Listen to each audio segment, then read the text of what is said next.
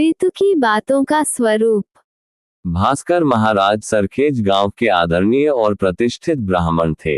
गांव की पंचायत, बुजुर्गों और बच्चों को महाराज के प्रति अत्यंत श्रद्धा और मान था। सत्यनारायण की कथा हो या दिवाली की लक्ष्मी पूजा, शादी का शुभ मुहूर्त हो या फिर श्राद्ध की विधि हो, सभी अवसरों पर भास्कर महाराज की मौजूदगी तो होती ही थी। इतना ही नहीं बल्कि पड़ोस के अमरेली शहर में भी भास्कर महाराज प्रसिद्ध थे। अमरेली में उन्हें रामायण महाभारत की कथा सुनाने के लिए अक्सर निमंत्रण मिलते ही रहते थे।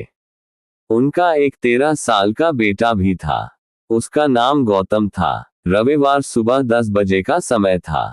नियमानुसार गांव के मंदिर के आंगन में भास्कर महाराज का प्रवचन शुरू हुआ।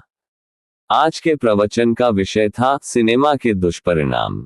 प्रवचन समाप्त होते ही छोटी सी चैताली ने सवाल पूछा, महाराज, सिनेमा तो मनोरंजन का बड़ा साधन है, तो आप सिनेमा देखने के लिए मना क्यों कर रहे हैं? भास्कर महाराज ने धीरज से चैताली का प्रश्न सुना और गहरी सांस लेकर जवाब दिया, चैताली, तुम्हारी बात सही है। इस युग में सिनेमा मनोरंजन का बड़ा साधन बन गया है।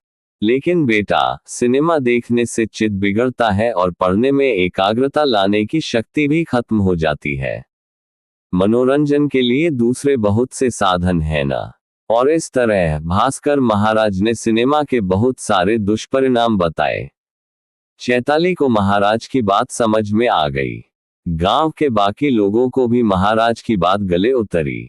इस बात के कुछ महीनों बाद भास्कर महाराज को अमरेली में सत्यनारायण की कथा करने का निमंत्रण मिला था। वे गौतम को भी साथ में ले गए। कथा पूरी करके भास्कर महाराज गौतम को लेकर शहर की तरफ जाने लगे। गौतम को आश्चर्य हुआ, हर बार तो पापा सीधे बस स्टैंड जाते थे, तो आज दूसरे रास्ते क्यों जा रहे हैं?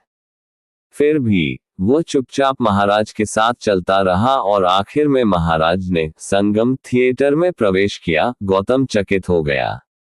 संयोगवश उसी समय सरखेज गांव की गीता वहां से जा रही थी। गीता चैताली की खास सहेली थी। उसने महाराज और गौतम को संगम थिएटर में प्रवेश करते हुए देखा। चैताली को ये बात बताने के लिए गीता उतावली हो गई। उसने तुरंत ही चैताली को फोन किया, चैताली, तुम्हें पता है मैंने क्या देखा? अचानक गीता का ऐसा प्रश्न सुनकर चैताली बोली, नहीं, मुझे कैसे पता चलेगा? लेकिन जरा सांस लेकर शांति से बोल, इतनी हाफ क्यों रही है? गीता फोन को और करीब लाते हुए धीमी आवाज में बोली, अरे यार, बात ही ऐसी है। आज मैंने भास्कर महाराज और गौतम को अमरेली के संगम थिएटर में जाते देखा। मुझे पता नहीं है वहां कौन सी फिल्म लगी थी, लेकिन मेरे ख्याल से कोई अच्छी फिल्म तो नहीं थी। ये सुनकर चैताली एकदम चौंक गई, क्या बात कर रही है तू? मुझे यकीन ही नहीं हो रहा है। भास्कर महाराज गौतम को इतनी गंदी फिल्म दिखाने ले गए। हमें तो बड़ी बड़ी सीख दे रहे थे। कितने दम भी हैं। ये बात मेरी मम्मी को बतानी पड़ेगी। फोन रखकर चैताली तुरंत मम्मी के पास गई और पूरी बात का वर्णन किया। बात सुनकर चैताली की मम्मी को आघात लगा, बहुत ही दुख की बात है बेटा। हम सभी को भास्कर महाराज पर कितना विश्वास था, कितनी श्रद्धा से उनके प्रवचन सुनते थे, लेकिन लगता है कि उनकी सभी बातें आडंबर ही थीं। बात चैताली की मम्मी तक ही सीमित नहीं रही। उन्होंने भी फोन करके 2-3 पड़ोसियों को बताया और धीरे धीरे पूरे गांव को ये बात मालूम हो गई। सभी इस बात की चर्चा करने लगे कि भास्कर महाराज शहर में अपने बेटे के साथ कोई अयोग्य फिल्म देखने गए। और अंत में बात भास्कर महाराज तक भी पहुंच गई। देखते देखते वापस रविवार के प्रवचन का समय आ गया। सभा में सभी के गंभीर चेहरों को देखकर भास्कर महाराज को थोड़ा दुख हुआ। उन्होंने अपना प्रवचन शुरू किया, आज मैंने तुम सभी को रामायण की वीडियो दिखाने का सोचा है। उसके लिए वीडियो का भी इंतजाम किया है। वैसे तो मेरे पास बहुत समय से ये वीडियो थे, लेकिन उनके फॉर्मेट ठीक न होने के कारण मैं अभी तक तुम सभी को बता न सका। वीडियो फॉर्मेट करवाने के लिए मैं संगम थिएटर के मालिक से मिलने गया था। संगम थिएटर के मालिक मेरे मित्र हैं और वे वीडियो रिफॉर्मेट करने का काम जानते हैं। उन्होंने मुझे एक वीडियो रिफॉर्मेट करके दिया और गौतम को रिफॉर्मेट करना भी सिखाया। इसलिए गौतम और मैं संगम थिएटर गए थे। मुझे ख्याल है कि आप सभी को मेरे बारे में कहीं से किसी गलत बात की जानकारी मिली है, जिससे आप सभी को आघात लगा है।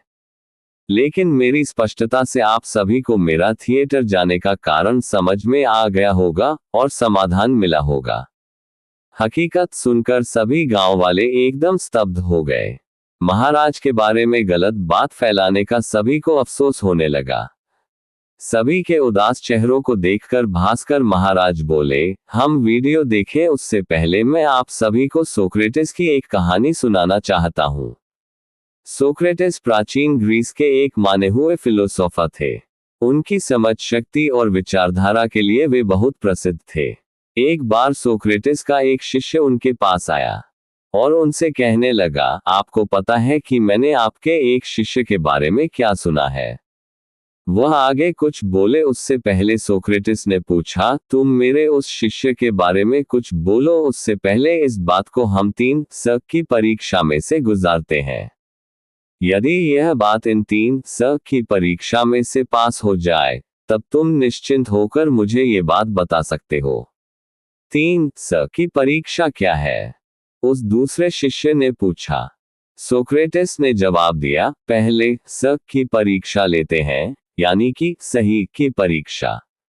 तुम जो बात मुझसे कहना चाहते हो, क्या वह बात सही है? उसकी हकीकत तुमने खुद पता लगाई है? शिष्य ने कहा, नहीं, यह मुझे पता नहीं है। मैंने तो बस दूसरे शिष्यों को इसकी चर्चा करते हुए सुना था। ये सुनकर सोक्रेटिस ने कहा, कोई बात नहीं, हम दूसरे स की परीक्षा करके देखते हैं। तुम जो बात मुझसे कहना चाहते हो वह सुवार्ता है क्या? शिष्य ने जवाब दिया, नहीं गुरुजी, वास्तव में तो वह एक खराब बात है। ये सुनकर सोक्रेटिस ने कहा, तो तुम मुझसे उस शिष्य के बारे में खराब बात कहना चाहते हो और तुम्हें ये भी नहीं पता कि वह बात सही है या नहीं। उस शिष्य को थोड़ी शर्म आई। सोक्रेटिस ने अपनी बात जारी रखते हुए कहा, कोई बात नहीं। अब तीसरे स की परीक्षा, क्या वह बात मेरे या किसी के लिए सदुपयोगी है? तब शिष्य ने उत्तर दिया, नहीं गुरुजी, वैसे तो ये बात किसी के काम आए ऐसी नहीं है। तब सोक्रेटिस ने कहा, जो बात सही, सुवार्ता या सदुपयोगी नहीं है, तो वैसी व्यर्थ और बेकार बात करने का क्या फायदा? शिष्य को अपनी गलती समझ में आ गई और वह चुपचाप वहां से चला गया। ये बात सुनकर गांव वासियों को भी व्यर्थ की चर्चा और व्यक्ति की गैरमौजूदगी में उसकी नेगेटिव बातें करने का नुकसान समझ में आया। सभी ने भास्कर महाराज से माफी मांगी और कभी भी किसी की निंदा या बुराई नहीं करने का निश्चय किया। उस दिन से भास्कर महाराज पर सभी का विश्वास और मजबूत हो गया और उसके बाद सभी ने मिलकर रामायण की वीडियो देखी। जय सच्चिदानंद।